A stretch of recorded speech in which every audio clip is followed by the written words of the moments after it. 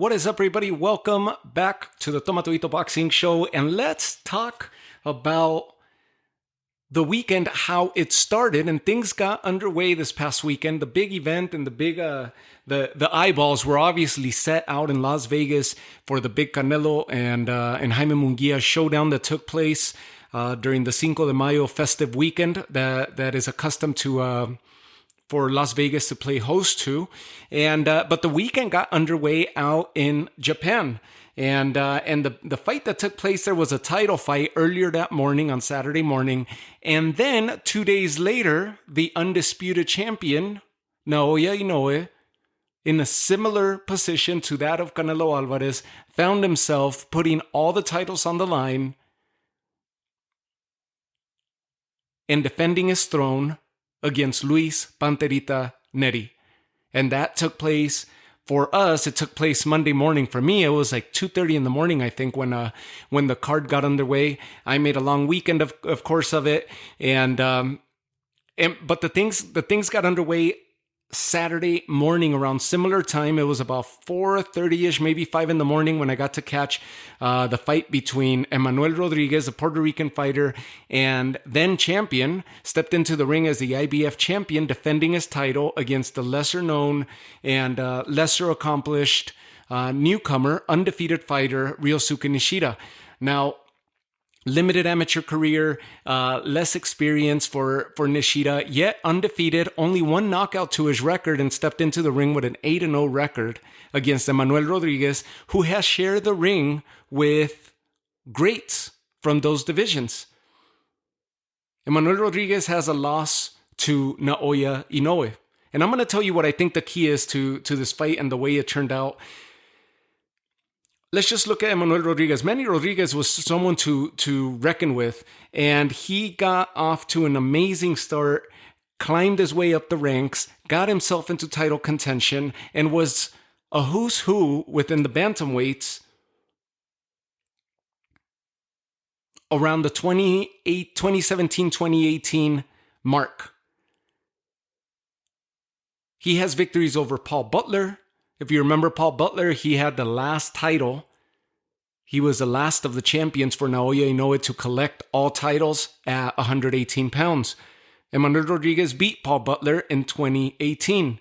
His very next outing, he had a split decision against Jason Maloney.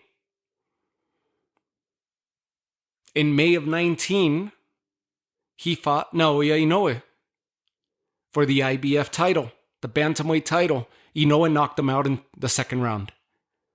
Steamrolled him like he's been doing to everybody else.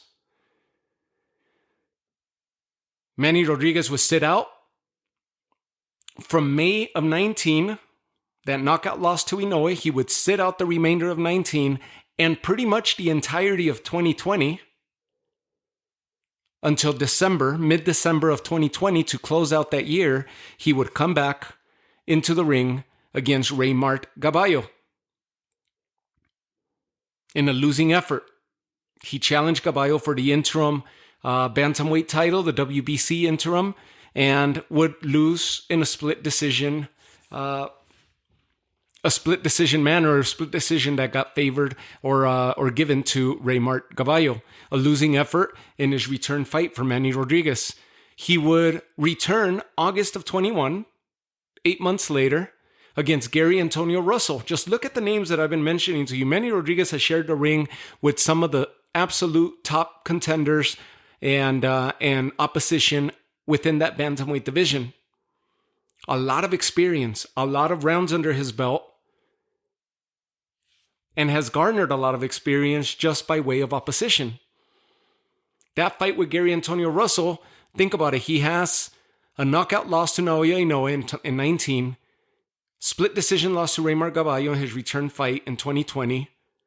And then, at the 16-second mark of the first round, the fight is stopped. Due to an accidental headbutt, Rodriguez was unable to continue, and the fight between him and Gary Antonio Russell was deemed a no contest, no decision. He would sit out the remainder of 21, come back March of 22 against Roberto Cantu, and get back in his winning ways. Stopped Cantu in the first round. 7 months later, October of 22, he steps back into the ring against Gary Antonio Russell to run it back. And this time, they actually did get to fight, although the fight ended up in similar fashion to that of their first encounter. However, it would happen in the 10th round. Again, an accidental headbutt caused the fight to be stopped. Rodriguez was unable to continue, and the fight went to the scorecards. Rodriguez was dominating in that fight, boxistically, and was headed for a unanimous decision, in the very least a majority decision. But he was cruising to a victory. When this happened, when this accidental headbutt happened again between these two fighters, Rodriguez unable to continue and got the technical decision by way of scorecards in the 10th round against Gary Antonio Russell. Continues his winning ways, 2-fight win streak now. Comes back in August of 23 against Melvin Lopez and challenges for Lopez for the IBF title, which was vacant at that time. Inoue had already moved up. All titles vacant. Him and Melvin Lopez got into a great fight. A fight that was a back and forth battle for the two. A fight where Rodriguez would close out the show in amazing fashion, dropping Lopez 3 times in the 12th round. Lopez would answer each one of those counts. The fight would end, go to the scorecards, and Emmanuel Rodriguez was deemed the new champion by way of scorecards with a unanimous decision victory on that night. August of 23, stayed inactive the rest of 23 and came back this past Saturday morning in Japan, putting his title on the line in what was supposed to be a fight where he got some good rounds under his belt. Nishida on the fast track got moved up to title contention. 8-0 with 1 knockout victory to his record, limited amateur career and experience, limited experience overall as a professional, and stood his ground against Emmanuel Rodriguez and cruised to a unanimous decision victory over Emmanuel Rodriguez. And there was no home cooking here. There was good moments from Emmanuel Rodriguez, but not enough. He came out flat-footed. No urgency behind it, behind this effort. He would fight in spurts. But he didn't have that it factor on Saturday morning. He didn't have the it factor. And it may very well have been Saturday evening out in Tokyo, but for us it was Saturday morning, and that's why I keep saying morning. He didn't have that fire that when he had spurts, he was taking control of the ring and the round, and then would take his foot off the gas. Nishida stayed consistent, continued to jab, continued to hit the body, continued to disrupt the flow of Rodriguez, and that was the pace of the fight and the rhythm of the fight. And that led him to a unanimous decision victory for Nishida. 8-0, and now crowned as the newest bantamweight champion. Not just for Japan, but the newest bantamweight champion in the division. Junto Nakatani, Takuma Inoue, Emmanuel Rodriguez,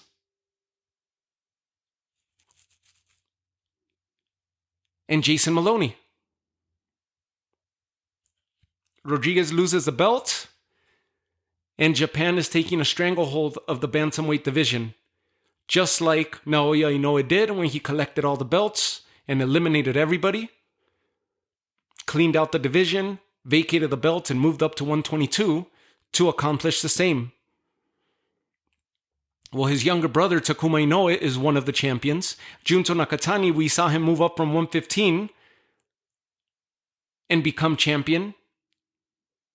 Now, Emmanuel Rodriguez putting the title on the line for the very first time, unable to defend his belt, and loses it to Ryosuke Nishida, who is the newest champion. And Japan has 3 of the 4 champions at that moment, Saturday morning.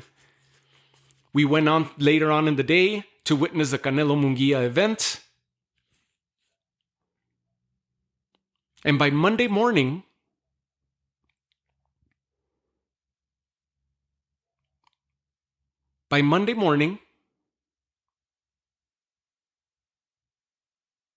the big event of Naoya Inoue and Luis Panterita Nery,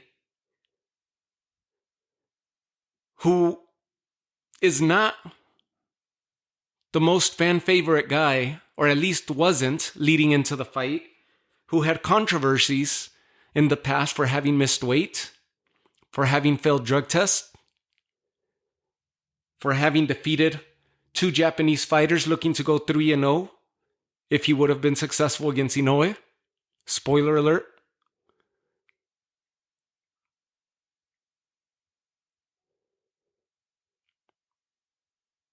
Got himself into this fight, deservingly so, has 1 defeat to his record, and that came at the hands of a Brandon Figueroa who stopped him with the left hand to the body and left them clamoring in pain when they faced off against one another in the 122-pound division.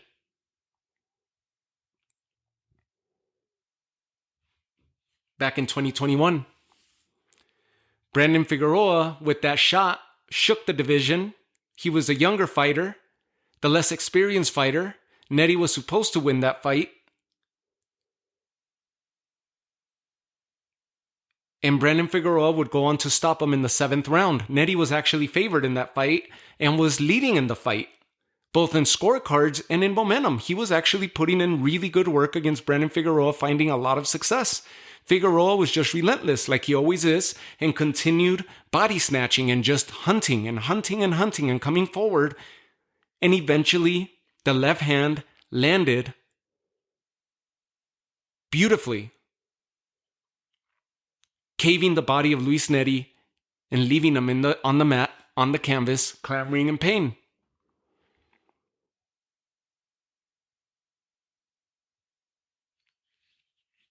WBA and WBC titles were on the line that night.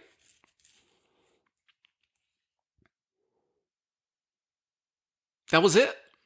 Nery was perfect otherwise.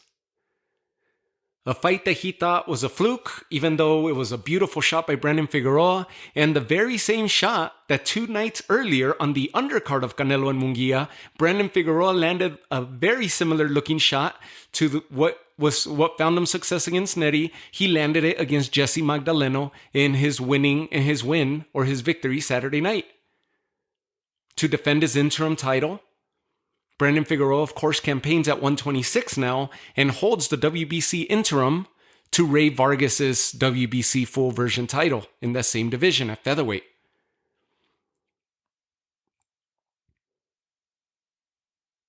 Luis Nery was perfect otherwise and stepped into the ring against Naoya Inoue, guaranteeing that he was going to knock out Inoue, guaranteeing that he was going to step up to the monster, that he was going to solve this puzzle that is the monster Inoue, that he was going to be the one to step up to the challenge and take the fight to him. And that's exactly what he did. He took the fight to Naoya Inoue, he stood in front of him, exchanged, got hurt, and at the same time, hurt Inoue. They exchanged near the ropes midway through the first round, and he lands a beautiful left hand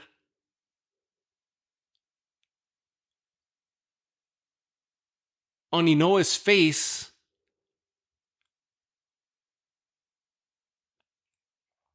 near the top of the jawline and the orbital area, dropping Inoue. And he sent shockwaves not just throughout Japan, not just throughout Mexico, but throughout the division and throughout the boxing world. Naoya Inoue's face, ghost-like, shaken, hurt, drops to the canvas, recovers to a knee, puts his glove on the canvas as the referee is counting. Answers the count.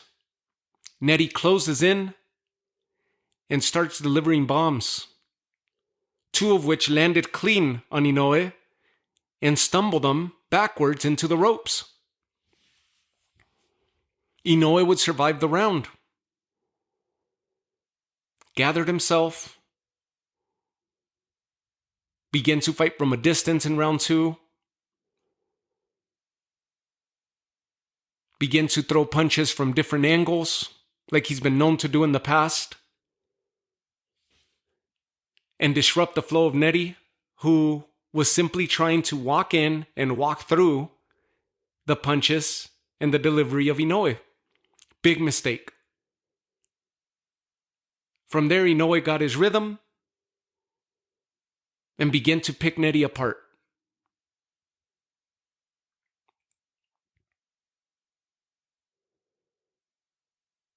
Round 2, Inoue finishes the round.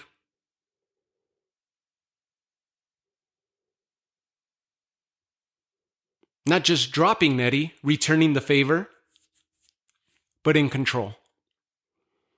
Knockdown by Nery to Inoue in round 1. Knockdown from Inoue to Nery in round 2. Continues his dominance in round 3. He begins to get playful, begins to get confident, a little bit cocky, and sending punches downrange and from every possible angle, landing on Nery clean, whether it was to the body or the head. Continues his dominance in round 4. Nery is hurt to close round 3, hurt to close round 4.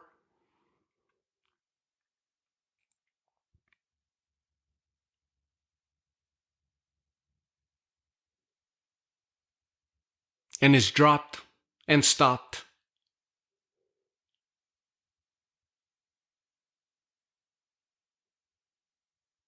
In round 5.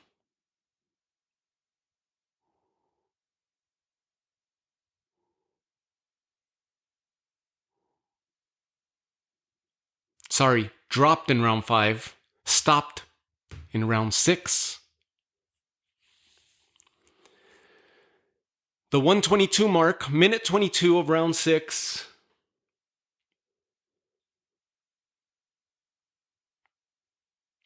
Nery crumbles on the ropes.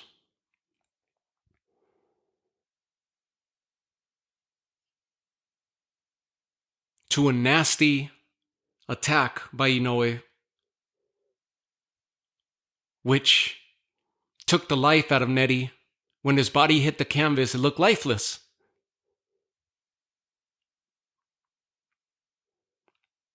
Inoue sent the message loud and clear. Post-fight, Inoue says he needed that. That was a big wake-up call for him. It had never happened. He was happy it happened to him, and he answered the call. He got dropped. He was shocked. But once he began to find his rhythm, and he begins to hurt his opponents, we see the same thing happen time and again. We saw it with Marlon Tapales. We saw it with Stephen Fulton. They just can't seem to they forget their game plan, first of all, because he begins to land punches from all kinds of different angles to where the boxers, the opponents, don't have the chance to adjust. They don't have the chance to not just adjust, but to execute their game plan, let alone to find a rhythm. And he keeps them off balance and guessing and hesitant, all the while he continues to land power on them. Eventually, he disorients them and stops them. The onslaught of Naoya Inoue is real. And the waves went through to where when Nery drops Inoue, it's about 4 and change in the morning, and I am at my loudest while the rest of the household is asleep.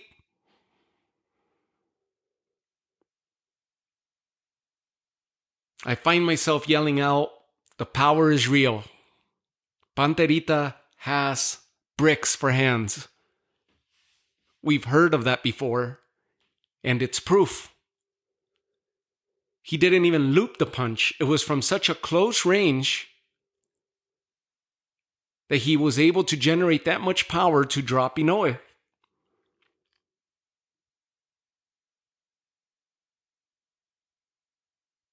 Beyond impressed with the way that Nery started. But of course we see it, that when Inoue gets going and finds his rhythm, we haven't seen it yet, and the absolute best to have interrupted that comfort zone of Inoue was none other than Nonito Donaire in their very first match, who withstood the power and his experience disrupted the flow and the rhythm of Inoue in what was one of the best fights that Inoue has been involved in to date.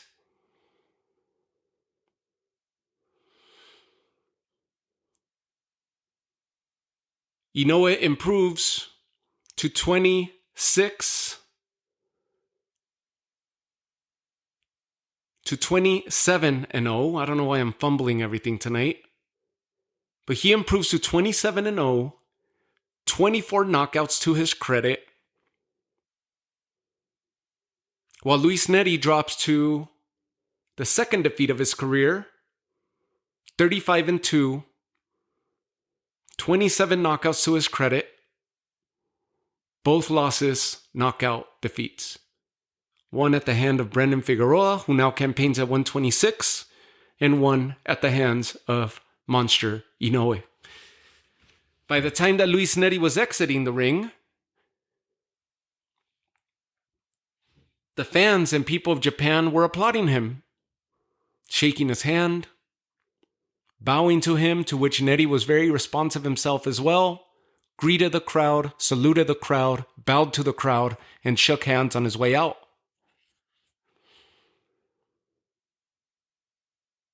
Nery in Japan, or the Japanese boxing base, have called peace, have called truce.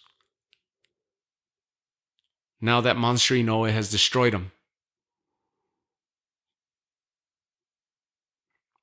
Panterita Nery gave it his best shot. But once the game plan flew out the window, it was just walking forward and trying to land the big punch. He found some success several times where he did land some heavy punches on Inoue, but that was it. Inoue was just too fast. This wasn't that. It wasn't a case of Nery not stepping on the gas or not pursuing the moment or not taking the fight to him. He was fighting disoriented. He was fighting hurt. He would manage to land punches sporadically. But if he landed something good on Inoue, Naoya wasn't there to be found. He was circling the ring, in and out, pot-shotting him to the belly, to the head, to the temple, uppercuts from the inside, from the outside, and just circling beautifully to where Nery didn't have the footwork. And this was not going to be a matter of Nery outboxing Inoue. I don't think anybody expected that. But we did expect Nery's chin to prove to be too much for Inoue's punching power, and his power to be the deciding factor for Nery. And in the very first round, things were playing that way. But he was not going to be faster than Inoue. He was not going to have better footwork or be able to cut off Inoue because he doesn't possess that type of speed, either by punching or in his punching delivery or footwork.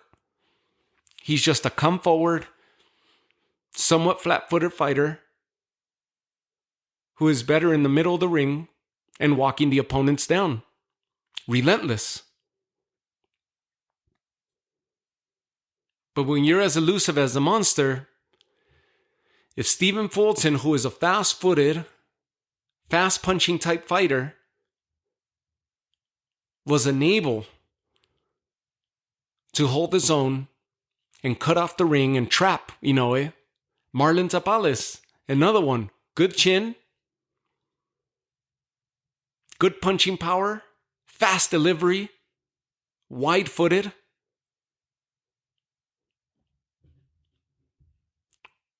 Tapales was supposed to outgun and counter Inoue. Once Inoue set in the rhythm, there was no answer for it. And Tapales ended up getting stopped. Inoue remains undefeated, remains perfect, selling out an arena which was, I believe, 50,000 plus on a Monday morning for us, which must have been a Sunday evening for them or a Monday evening for them. I'm not sure why, with such a random day. And I'm not sure of the time differential. I'm guessing it was Monday evening if we're catching it Monday morning. What a way to start the week. And what a way to cap off things out in Japan. Who are your faces of boxing? Canelo Alvarez, Naoya Inoue, Tank, Crawford. Those are your faces of boxing in the current landscape. And who's above who? It's a matter of opinion. It's a matter of subjectivity. It's a matter of recency bias because Crawford steps in the ring. And if he's successful in August, everybody's going to say that he's the face of boxing and the absolute best in the world. Guess what the commentary was as soon as this fight concluded? That Naoya Inoue is the absolute best pound-for-pound fighter in the world. What was the conversation Saturday night? That Canelo Alvarez is the absolute best pound-for-pound fighter in the world with one task left on hand, which is David Benavidez.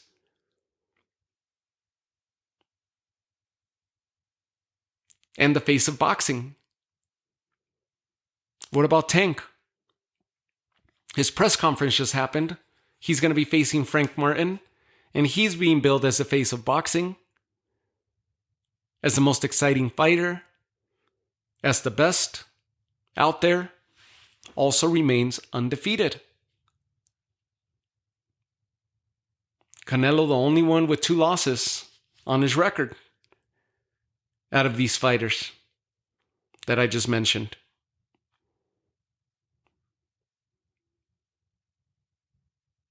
On the undercard, you had recent champion who put his title on the line. He dethroned long-standing, long-reigning champion Artem Dalakian at the beginning of the year to shake up that 115 division. Artem Dalakian was the least active of the champions. Seigo Akui dethroned him, crowned himself as the new WBA champion, put his title on the line against fellow countryman Taku Kuwara, and got the unanimous decision win. Entertaining, fast-paced fight. Seigo Akui successfully defends his title for the first time.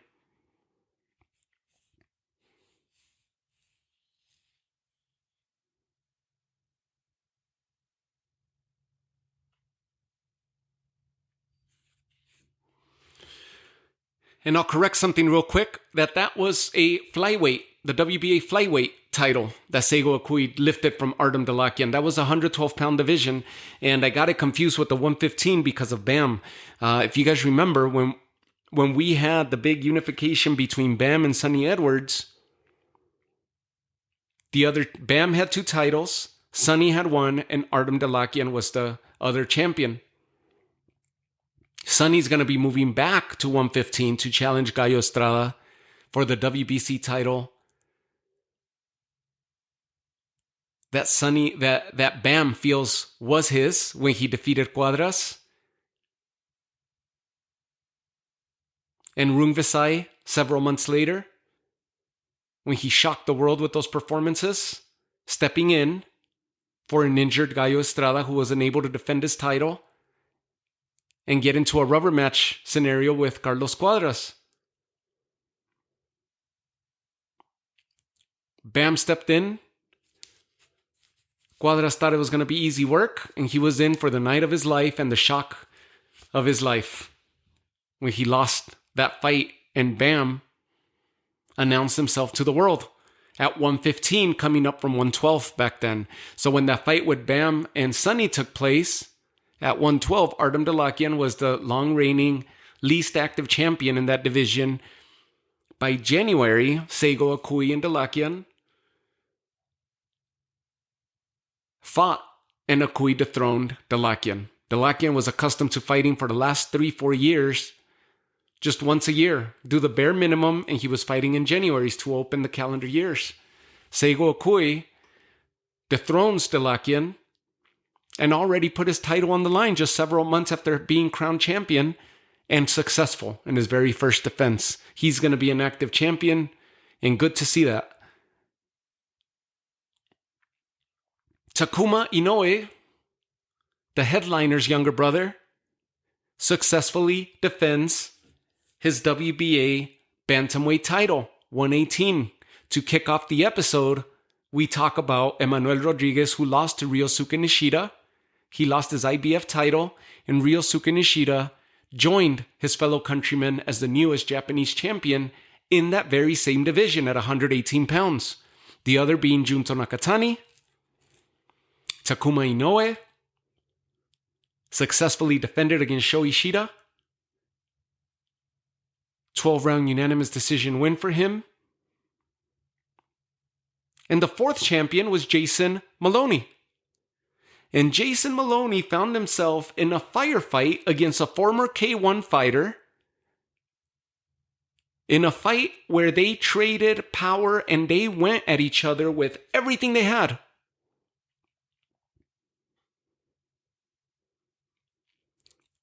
And in the closing round, Jason Maloney tried to capitalize. Both the 11th and the 12th round tried to capitalize and go for the knockout, and it was a little bit too late. Where Yoshiki Take had too much stamina left, diminished, but too much stamina for the onslaught that Maloney put on. By the end of the fight, Take leans against the ropes and exhales in disbelief that he was able to survive the onslaught of Jason Maloney. Because if they would have had maybe another minute or another round, and Maloney would have started this onslaught in round 10, he possibly could have pulled off the stop in round 12. But he started it too late. Towards the end of round 11, continued his work on round 12 and just pressed and pressed and pressed, after the fight had been fought at a completely different pace, where Take was just countering and outpointing and pot-shotting Jason Maloney, winning rounds. Jason Maloney's last-minute efforts came a little bit too late. In the end, Yoshiki Take lifts the title by unanimous decision from Jason Maloney and is announced as the newest bantamweight champion, lifting the WBO strap from Maloney and completing the stranglehold of Japanese boxing in the bantamweight division. Inoue, Nakatani, Take, Nishida. Who's the strongest of them? I think if they start unifying, I put my money on Junto Nakatani. I know a lot of you think that Takuma, because he's the younger brother of Naoya, that he will be the favorite.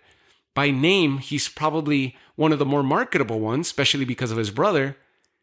And he is a very good fighter himself. He loves to attack the body a lot, fights completely different than his older brother. But Junto Nakatani towers over these opponents, was dominant at 115, vacated to move up to 118, and completed his feat and he still towers over the opposition. Long, rangy, with a lot of power.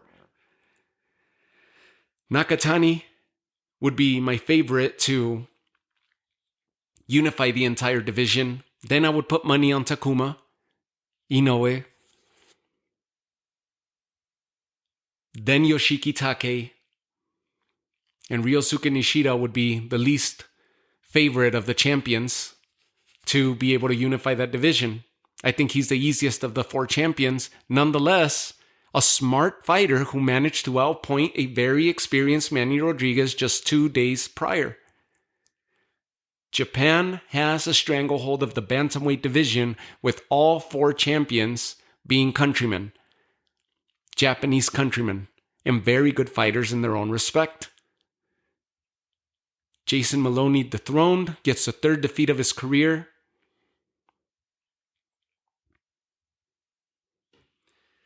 And I'm sure he'll be back. Him and his brother have kept themselves amongst the top 5, at the very least within the top 10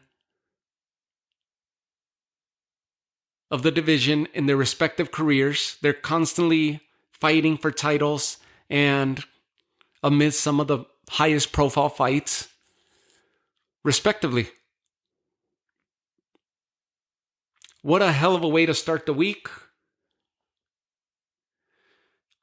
Title implications all around and titles changing hands. In same division, 2 days apart. Impressive. The other news that we heard was that Luis Nery, post-fight, announces that he will be moving up to 126. He bid his farewell to 122 and is going to be campaigning at 126. Venado Lopez is who Panterita Nery's after. Rafael Espinosa, Divino Espinosa, who dethroned Robesi Ramirez last December, champion. Ray Vargas, WBC champion. His interim is Brandon Figueroa, a former foe of Nery's. Venado Lopez is the other champion, and then Raymond Ford, who's going to be in action against Nick Ball. An opponent in Nick Ball, a pint-sized heavy puncher who fought to a draw. Many felt that he won, that he should have been crowned the champion on that night against Ray Vargas earlier this year. But the fight was deemed a draw, and Ray Vargas walked away with his title. Brandon Figueroa and Ray Vargas should be hopefully scheduled later this year to unify and fight for the full version of the WBC title that Ray Vargas holds. Brandon Figueroa is the interim. Panterita is going to be looking for Venado Lopez. Divino Espinosa, I believe, is going to be scheduled to fight sometime in June, I believe, for the first defense of his title. A lot of the wait was whether they were going to get the rematch scheduled between him and Robesi Ramirez. It looks like he's going to be fighting a Mexican fighter, and so we should get more news on that in the coming days. And Raymond Ford's going to be fighting Nick Ball. So Brandon Figueroa, with his victory over Jesse Magdaleno Saturday, is in line and just waiting for Ray Vargas. You have Angelo Leo, who's been on a winning path since he arrived at the 126 pounds. He was one of the top dogs at 122, around the same time that Panterita Nery was a top dog at 122. They know each other really well. I believe Ronnie Rios is also campaigning at 126. He may still be at 122, but he might be at 126 now. Would have to double check that. Let me see. I'll look right now. Because Ronnie Rios is another live dog. And one of the fan favorite fighters to watch. Yep, Ronnie Rios is campaigning. He just beat Nicholas Polanco. Yep, he's campaigning at 126 also. He just beat Nicholas Polanco on April 24th. stopped him. Knockout victory for Ronnie Rios, who beat the veteran Nicolas Polanco in the 5th round.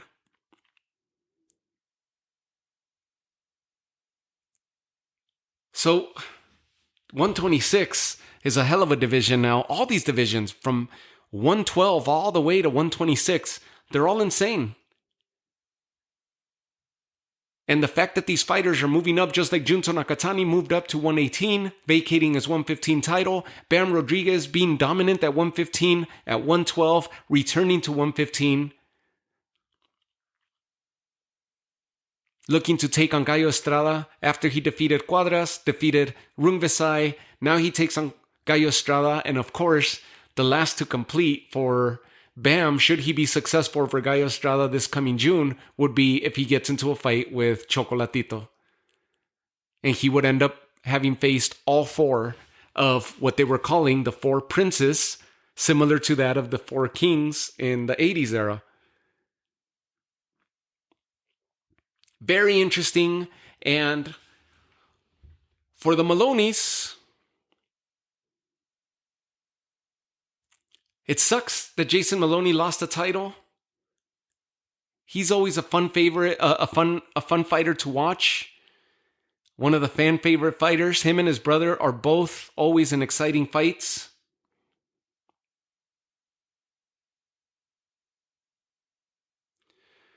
Jason Maloney loses his title, and his brother is going to be in action on the undercard this coming weekend, on the undercard of George Kambosos and Vasily Lomachenko. So it'd be interesting to see if the 2 twins lose just days apart. Fight is taking place out in Australia. I'm sure Jason Maloney will be back home and supporting his brother.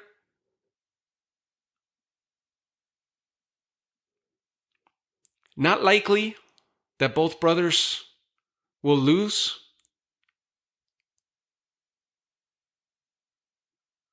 But what a turn of events if that was to take place. They both have similar records.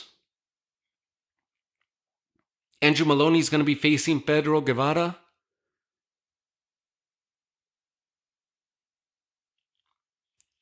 An experienced Mexican fighter with a 41-4-1 record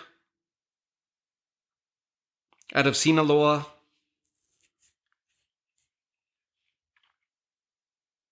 Where these fighters will be facing off against one another for the WBC interim Superfly title. 115-pound fight. Whereas Jason campaigns at 118. So interesting weekend. Action-packed, to say the least. And here we go for one more weekend where George Kambosos and Vasily Lomachenko will be facing off against one another with a decent supporting cast taking part as the undercard for that event. So I'll leave you guys with that. Naoya Monster Inoue remains undefeated, continues his demolition of 122. At the end, they had Sam Goodman, who's an undefeated fighter, young fighter, who I feel that Naoya Inoue is going to destroy. He stepped into the ring. They shook hands. It looks like that fight should be happening in September between him and Sam Goodman.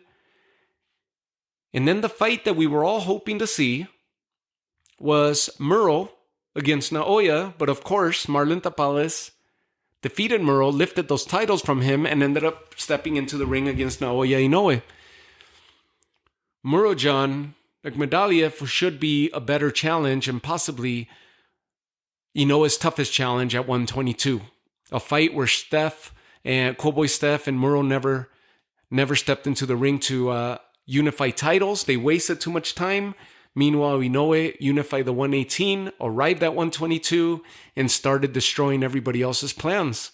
Everybody else trying to write it out and build up these fights. Inoue just continues his destruction, vacated 118, arrived to 122, and in 2 fights, he unified the entire division, lifting 2 titles from Cowboy Steph and 2 from Marlon Tapales, who had taken them from Muro.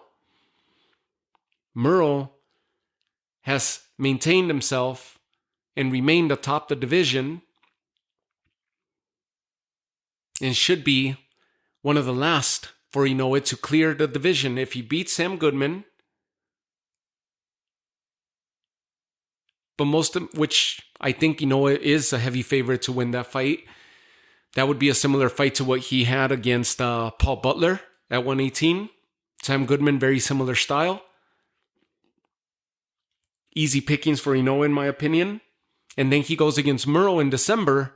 That would be the toughest test and the last piece for Inoue to completely say that he cleared out this division at 122. Casimero's name, of course, is always mentioned, but we know that Casimero has been just doing his thing, not really taking it serious. And between injuries and this and weight loss and weight cuts and you name it, he lost his chance both at 118 and lost his chance at 122. So the last remaining piece for me, in my opinion, to clear out this division would be Muro.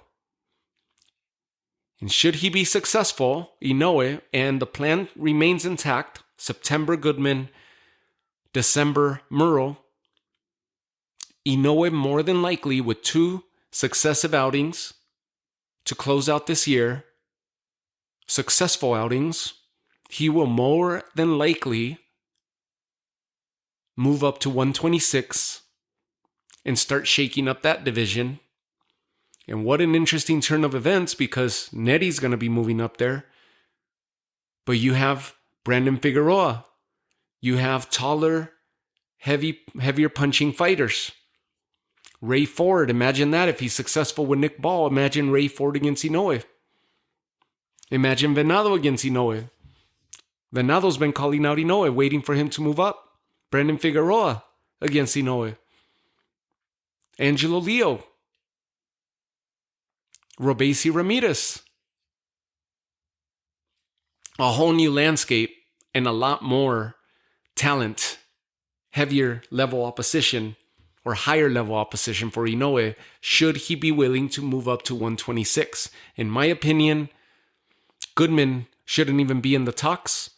In my opinion, Muro should be the very next and the last remaining piece to clear out, to consider 122 cleared out by Naoya Inoue in a matter of a handful of fights. So I leave you guys with that.